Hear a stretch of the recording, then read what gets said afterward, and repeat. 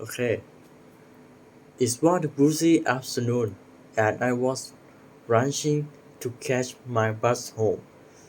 Just as I was about to step onto the bus, I noticed an elderly woman struggling to carry her heavy grocery bags up the stairs. She looked exhausted, and no one around seemed to notice. For a moment, I hesitated.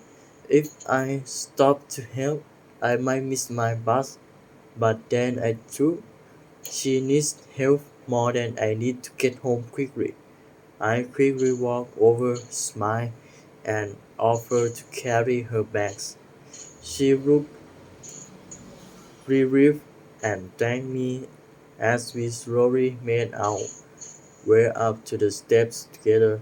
In the end, I dismissed my bus, but seeing her gratitude made it all worth it. That day, I realized that even small acts of kindness can make a big difference in someone's life.